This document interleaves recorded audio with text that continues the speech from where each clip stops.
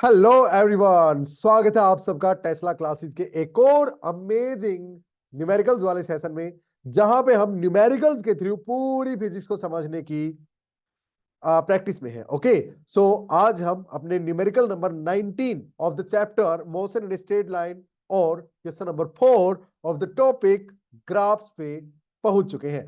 तो मैं फटाफट अपनी स्क्रीन शेयर आपके साथ कर लेता हूं, जहां पे आज का एक अमेजिंग, जी हाँ, बेहतरीन क्वेश्चन आपके सामने हाजिर है। बेहतरीन मैंने क्यों बोला? क्योंकि इस अकेले क्वेश्चन से कम आपके 5-7 न्यूमेरिकल ही नहीं, 50-60 न्यूमेरिकल यस कवर होंगे। जी हाँ, क्योंकि भर भर के कंसेप्ट आपको यहां से सीखने को मिलेंगे। ओके, तो इसके हर ऑप्शन में, हर पार्ट में एक कंसेप्ट छुपा है। चलिए स्टार्ट करते हैं। फटाफट आप पढ़िए ध्यान से क्वेश्चन क्या बोलता है, फिर करते हैं start. Describe N appropriate situation for each of the given graphs. आपको ये जो 3 ग्राफ गिवन है, एक यहां गिवन है, एक ये वाला और एक ये वाला, ये ऑप्शंस नहीं है भाई, अलग अलग ग्राफ्स हैं 3। इन तीनों के रिगार्डिंग आपको एक एक एप्रोप्रिएट सिचुएशन डिस्क्राइब करनी है। ये क्लास 11 की एनसीईआरटी का क्वेश्चन है, जिसके बेस पे नीट में, जेई मेंस में, एचटेट वगैरह में, केवीएस पीजीटी में भी क्वेश्चंस पहले पूछे जा चुके हैं। यानी यहां से आपके कई सारे कंसेप्ट्स क्लियर होंगे एवरीवन। तो चलिए फिर स्टार्ट करते हैं। पहले इस ग्राफ के लिए एक एप्रोप्रिएट सिचुएशन आप लिख दो। ये क्वेश्चन नहीं पूछा गया प्रीवियस ईयर एग्जाम में, ना ना ना, लेकिन इसके बेस पे ही सिचुएशन आपको दे दी गई, ऑप्शंस दे दिए गए कि इनमें से कौन सी सिचुएशन बेस्ट इसके लिए, या फिर एप्रोप्रिएट, मोस्ट एप्रोप्रिएट कौन सी है। तो देखो भाई, वाई एक्सिस पे डिस्टेंस है, हाँ, एक्स एक्सिस पे टाइम है, यानी distance versus time graph, distance versus time graph ये है। और ओ पी से क्यू तक बिल्कुल स्ट्रेट लाइन चला। अब ये एक्सिस यहां दिखा रखी है, तो ये यहां भी हो सकती थी, कोई खास बात नहीं है इसमें। ओके, यहां भी जीरो हो सकता था, यहां पे जीरो का कोई सिस्टम ही नहीं है। बस इतना पता है कि इस तरफ जाते जाएंगे तो टाइम बढ़ता जा रहा है। ओके, तो यहां पे अगर मैं P मान लू, इस पॉइंट पे, मैं कलर चेंज कर लेता हूं एक बार।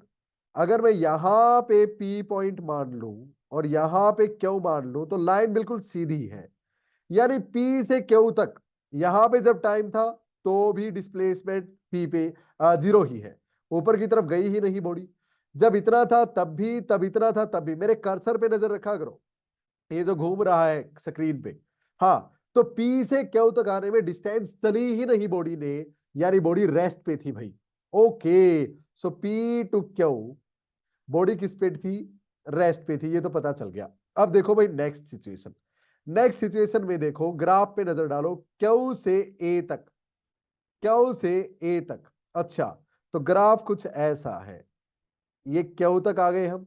अब क्यू से ए ग्राफ कुछ ऐसा है भाई, इस तरफ डिस्टेंस थी, इस तरफ टाइम था।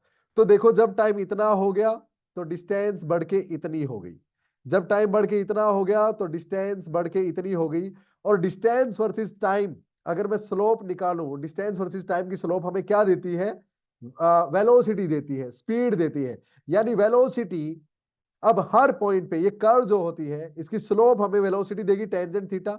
हर पॉइंट पे ये एंगल जो है वो सेम है हॉरिजॉन्टल के साथ, तो टेंजेंट थीटा की वैल्यू सेम है, यानी वेलोसिटी लगातार क्या है?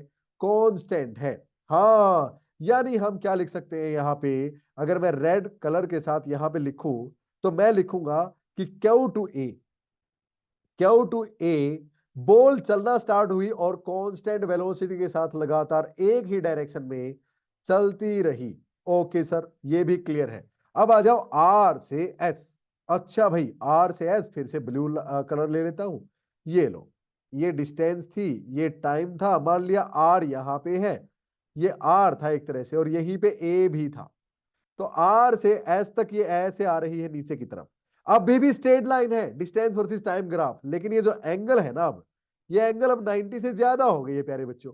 हाँ, और ये एंगल अगर 90 से ज्यादा हो गई, तो नॉर्मल सी बात ये है कि स्लोप नेगेटिव होगी, और स्लोप हमें वेलोसिटी देती है, यानी यहां पे वेलोसिटी नेगेटिव हो गई। और प्यारे बच्चों, अगर बॉडी की वेलोसिटी नेगेटिव हो गई, यानी सॉरी, यानी बॉडी की डायरेक्शन उल्टी हो गई। हाँ, यानी बॉडी वापस जीरो की तरफ गई। देखो यहां पे थी जब आर पे थी बॉडी, और जब एस पे पहुंची तो वापस जीरो पे आ गई है। यानी बॉडी वापस अपनी उसी जगह पे उल्टा चल पड़ी। यानी यानी क्यू टू ए जो था उसका बिल्कुल उल्टा आर टू एस है। ए या फिर आर एक ही पॉइंट है, और R to S constant velocity तो रही, वेलोसिटी तो कांस्टेंट रही, लेकिन अपोजिट डायरेक्शन में, अपोजिट डायरेक्शन में उल्टा चल पड़ी वो उसी वेलोसिटी के साथ कांस्टेंटली। अच्छा अब देखो एस से टी, एस से टी, हाँ तो यानी सिर्फ एस तक नहीं बल्कि टी तक भी बॉडी उल्टा चलती रही नेगेटिव वेलोसिटी के साथ, यानी उल्टी डायरेक्शन में। और एस पे जब पहुंची ना, तो जहां पे क्यू से चली थी ना प्यारे बच्चों, क्यू से चली थी, एस तक पहुंच गई। अब एस से सॉरी क्यू से आर तक पहुंच गई थी, अब आर से वापस एस पे जब आई, यानी वापस क्यू पे आ गई। देखो क्यू और एस एक ही पोजीशन पे है, दोनों जीरो पे है, हॉरिजॉन्टल लाइन देखो। हाँ तो यानी अब एस से टी पे आते हुए ना, एस से टी पे आते हुए वो क्या हुआ, उस ओरिजिनल पोजीशन जहां पे वो रेस्ट पे थी ना पी पे, उसको भी क्रॉस कर गई, यानी उससे भी आगे निकल गई। हाँ तो यानी आप यहां पे क्या लिखेंगे, अब अगर मैं रेड पेन के साथ आपको दिखाऊं, S to T, S to T फिर से क्या है, यही same condition, same, but body crosses, body crosses S, body S को क्रॉस कर गई भाई, या फिर पी को बोल लो, है ना, बॉडी क्रॉसेज पी। ओके, एक सेकंड एक सेकंड, तो मैं एक बार जस्ट वेट स्टूडेंट्स, एक बार मैं इसको पॉज करना चाहूंगा। Yes yes yes yes, so okay, so now students let us move forward. I hope इतना आपको क्लियर हो गया होगा, और अगर इतना आपको क्लियर है तो चलिए नेक्स्ट थिंग। अब टी से यू, टी से यू बॉडी लगातार इस जगह पे खड़ी है भाई, इस जगह पे खड़ी है।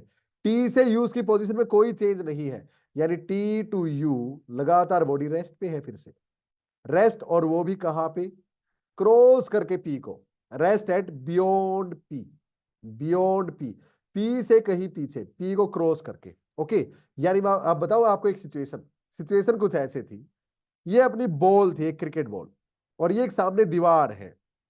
तो पी से क्यू बॉल यहीं रुकी रही, टाइम बढ़ता रहा, क्यू से ए बॉल यहां गई, और ए यहां था दीवार के पास, दीवार से टकराई बॉल, कांस्टेंट वेलोसिटी के साथ आई, ए और आर सेम पॉइंट पे है। अब वेलोसिटी हो गई, यानी यानी दीवार, तो यानी ये बॉल यहां पे स्ट्राइक करके अब आर से वापस चलने लगी उस तरफ, है ना। स्टार्टिंग पॉइंट क्या था, पी था। हाँ, या फिर उसी पॉइंट को आप क्या बोल सकते हो, बी भी बोल सकते हो, क्यू भी बोल सकते हो, एस भी बोल सकते हो, है ना, एस भी तो वही पॉइंट है भाई। हाँ तो ये एस पे वापस आ गई, टकरा के वापस जब चलने लगी, तो आर टू एस या आर टू पी बोल लो, या ए टू आर बोल, ए टू एस बोल लो, यहां पे ये उल्टी डायरेक्शन में चलने लगी, और जब यहां पे एस पे पहुंची तो रुकी नहीं। देखो एस से टी पे पहुंच गई, क्लियर, एस से टी पे, यहां देखो ध्यान से, हाँ ग्राफ में, और अब टी पे रुकी रही, क्लियर, पूरा टाइम होने तक, क्लियर। तो इसको आप क्या बोलेंगे, a ball made to strike a wall horizontally, and after striking the ball comes back and crosses the initial point also, ऐसे बोलेंगे आप। And velocity of the ball when it was moving was constant, was same. Okay, और T पे आने के बाद ये rest पे आ गई। तो चलो भाई ये तो हो गया। अब दूसरा ग्राफ देखो, दूसरा ग्राफ ये वाला ध्यान से देखना है। इसमें ना इस ग्राफ में इस बंदे ने जिसने ये बनाया है एक छोटी सी गलती कर रखी है बस, और कुछ नहीं। ध्यान से देखो, ये ग्राफ है प्यारे बच्चों, जब आप एक बॉल को नीचे से ऊपर की तरफ फेंकते हो, ऊपर जाती वो फिर नीचे गिरती है, नीचे गिर के थोड़ी सी एनर्जी उसकी लॉस हो जाती है, क्यों, थोड़ी सी energy heat energy sound energy की फॉर्म में चली जाती है, तो वापस फिर से उतना ऊपर तक नहीं जा पाती जितना पहली बार गई थी। हाँ तो ऊपर गई, फिर से नीचे टकराई, अब फिर से ऊपर जाएगी, लेकिन उतना ऊपर नहीं जाएगी, मानते हैं आप। हर बार उसकी ऊपर की तरफ जाने वाली, ऊपर की तरफ जब वो जाना स्टार्ट करती है, वो वेलोसिटी हर बार के साथ कम होते जाती है।